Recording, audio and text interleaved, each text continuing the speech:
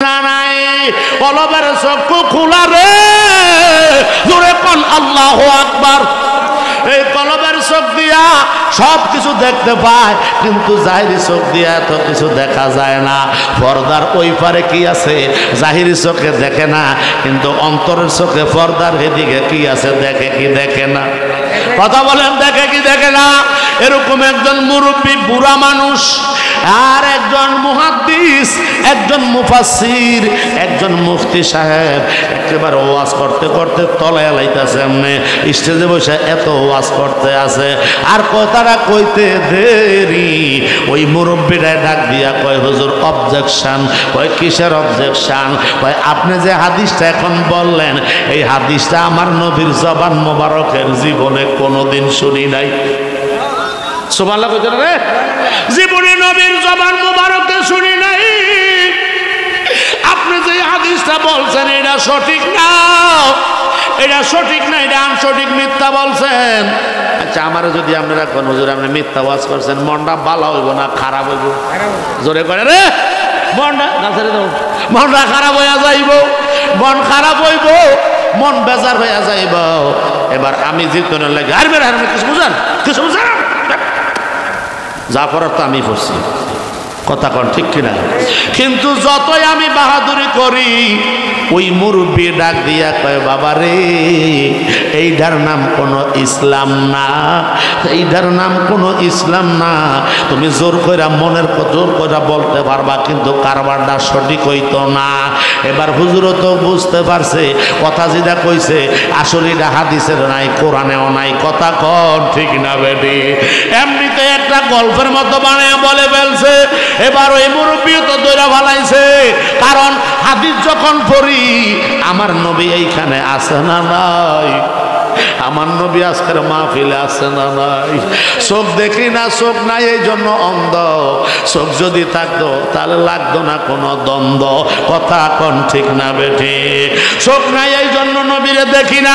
চোখ না থাকার কারণে আমরা বিশ্বাসে অবিশ্বাস হয়ে যাই। এবার হুজুরের ঠিকানার জন্য, উনার মহত্বকে টিকে রাখার জন্য, সম্মানকে বজায় রাখার জন্য উনি তর্ক বিতর্ক আরম্ভ করলেন। এবার এক পর্যায়ে মুরব্বী ফাল দিয়া দাঁড়াইয়া কয়, হুজুর, ও হুজুর, ও মুহাদ্দিস সাহেব, আপনি যে হাদিসটা বলছেন আমি কিভাবে এটা ব্যাঠিক বলছি জানেননি? কয় না, একটু শুনাইয়া দেন। জোরে কোন মারহাবা। যখন পাগলা গরম হয়ে গেছে তখন হুজুর নরম হয়ে গেছে। আল্লাহ করে করতে নাও। যখন পাগলায় গরম তখন মুহাদ্দিস সাহেব কি নরম। এবার নরম জন হয়েছে, কয় বলেন আব্বা কেমনে দেখছেন? আপনি কেমনে জানলেন? আপনি তো আলিম না, আপনি তো কোনোদিন মাদ্রাসায় যান না, জীবনে কোনোদিন কোনো ভার্সিটিতে আপনারা দেখলাম না, আপনি কি কইরা বলতে পারলেন? কয় হুজুর, ও মুহাদ্দিস সাহেব, আপনি হাদিস পড়া মুহাদ্দিস আর আমি না পড়া মুহাদ্দিস। কয় কেমনে? কয় আমি দেখা দেখা মুহাদ্দিস। আরো জোরে, আপনারা হইলেন পড়া আর আমি হইলাম দেখা। বালা কোনটা, দামি কোনটা? জোরে কোনটা? সুবহানাল্লাহ। হাই রে মুসলমান, ওই পাগলা মুরব্বী ডাক দিয়া কয়, বাবা রে, আপনারা কাগজের কিতাব পড়ছেন আর আমি দেখা দেখা উত্তর দিতে আছি। কয় বুঝলাম না। কয় আপনি এটা বুঝতে পারবেন না। কয় বুঝাইয়া দেন। কয় আপনি যখন হাদিস পড়তেছিলেন আপনার পেছন দিয়া দুই কাঁধের মধ্যে বড় কইরা আমার নবী দাঁড়াইয়া রইছে। একটু দাঁড়াও দাঁড়াও ইয়া মুহাম্মদ, আমার নয়ন ভরে তোমায় দেখব। একটু দাঁড়াও দাঁড়াও ইয়া মুহাম্মদ, আমার পরাণ ভরে তোমায় দেখব। ওই আমার নয়ন ভরে তোমায় দেখব। বলেন, ওই আমার নয়ন ভরে তোমায় দেখব, ও দিলের স্বাদ মিটায়া তোমায় দেখব। একটু দাঁড়াও দাঁড়াও ইয়া মুহাম্মদ, আমার নয়ন ভরে তোমায় দেখব। জোরে কি বলবেন না আল্লাহু আকবার। বন্ধুরা রে আমার, এবার ওই পাগলা মুরব্বী আল্লাহর ওলি, ওনার দুই চোখ না কলবের দুইটা চোখ খোলা, ডাক দিয়া কয় মুহাদ্দিস সাহেব, আপনি যখন হাদিস বলতেছেন আমার নবী তখন ওই জায়গায় প্রেজেন্ট হইয়া রয়েছে হাজির। আপনি যে হাদিসটা পড়ছেন ওই হাদিসটা যখন তেলাওয়াত করছেন আমার নবীর নুরানি চেহারা মোবারক মলিন হইয়া গেছে। আমার নবী ডাক দিয়া কয় না রে, এই হাদিসটা আমি নবী জীবনে কোনোদিন বলি নাই, এই হাদিস আমার জবান মোবারক দিয়া কোনোদিন আসে নাই। যে হাদিসটা বর্ণনা করছে এটা জাল হাদিস, জয়ীফ হাদিস, এটা বানোয়াট। জোরে কি বলবেন না আল্লাহু আকবার।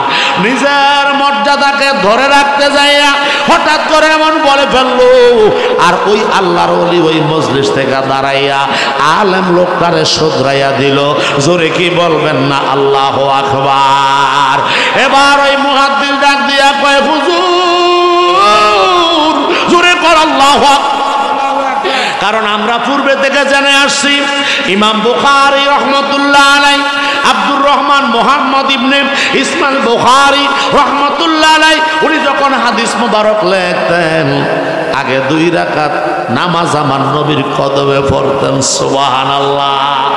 এক জায়গায় যদি শুনছে যে অমুক জায়গায় নবীর একটা হাদিস বর্ণনা হচ্ছে, উনি একদিন এক রাত 5 দিন 1 সপ্তাহ 15 দিন লাগলো ওখানে যাইতো। জোরে কোন সুবহানাল্লাহ। যাইয়া ওনার কাছ থেকে এটা শূন্য মুখস্থ করে লিখে আনতো। এবার উনি যে কিতাব লিখতেছে বুখারী শরীফ, ওই বুখারী শরীফে নোট করার আগে আমার নবীর কদম মোবারকে যাইয়া ওযু বানাইয়া আতর গোলাপ লাগাইয়া নবীর কদম মোবারকে 2 রাকাত নফল নামাজ আদায় করে মুরাকাবা করতে। জোরে কোন সুবহানাল্লাহ। ওই মুরাকাবায় যাইয়া আমার নবী কামলিওয়ালার সাথে দিদার। জোরে কোন মারহাবা। নবীজির সাথে ইমাম বুখারীর যখন সাক্ষাৎ হইয়া যায় গো, যেই হাদিসটা লিখতে নবীজি বলে মুস্কি হাসি দেয়। নবী যখন মুস্কি হাসি দেয় তখন আমি বুঝতে পারলাম হাদিসটা সঠিক। আর যেই হাদিসটা লেখার জন্য নবীর দরবারে ফরিয়াদ করলাম, এই হাদিসের মধ্যে আমি যখন দেখি নবীর চেহারা মোবারকে তাকাইয়া আমার নবী কয় না না না, এইটা আমি নবীর হাদিস না। তখন আমি বুঝতে পারি এটা বানোয়াট, এইটার আমি লেখি না। জোরে জোরে বলেন আল্লাহু আকবার। হে আমার বাজানো ও বন্ধুরা, গভীর মনোযোগ। এই জন্য ইমাম বুখারী রাহমাতুল্লাহ আলাইহি যতগুলি সিয়াসিত্তার হাদিস মুবারক বর্ণনা করছে গো, আমার নবীর রওজা মুবারকে যাইয়া যাইয়া আমার নবী যেইটারে সায় দিছে ওইটাই লেখছে সহিহ হাদিস। জোরে জোরে কোন মারহাবা। ওই আল্লাহর কুতুব, আল্লাহর ওলি মাদ্রাসায় যায় না, স্কুলে যায় না, মক্তবে যায় না, ভার্সিটিতে যায় না, কিন্তু এমন একটা জায়গায় গেছে যিনি হইলেন জিন্দা ওলি। জোরে কোন মারহাবা। যিনি হইলেন জিন্দা ওলি, ওই জিন্দা ওলির কদমে আসা যাওয়া করে, জিন্দা ওলির দরবারে আসা যাওয়া কইরা ওলির নুরানি সবক মুবারক নিছে যখন, ওই কলবের চোখটা আমার আল্লাহর কুদরতি দয়া খুলে গিয়েছে। এবার কুদরতি চোখ মুবারক দিয়া মুরাকাবা করতে দেরি, আমার নবীরে দেখতে দেরি হয় না। আরো জোরে কর আল্লাহু আকবার। এই জন্য বাবা তরিকতের মাহফিল, এই জন্য বাবা উরুস মাহফিল, এই জন্য আজকে এই দ্বীনি মাহফিলে এই আলোচনাটা নিয়ে আসছি রে বাবা। ওই পাগলা হুজুরে, এবার হুজুরে তো আস্তে করে নরম হয়ে গেছে, নরম হওয়ার সাথে সাথে এবার ওই পাগলায় তো গরম হয়ে গেছে। ওই আপনি যে বললেন, কেন বললেন? ওই আসলে আমারে আর শরম দিয়েন না। জোরে কি বলবেন না মারহাবা। কয় হুজুর, আমি তো মনে করছিলাম আপনি কিছুই জানেন না, আমার সামনে যা আছে সব মনে করলাম আমার ছাত্র, আর আমি হইলাম শিক্ষক।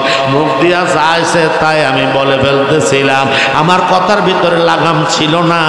আপনি আমার ঈমান আনায়া কলমা পড়াইয়া দেন। সুবহানাল্লাহ।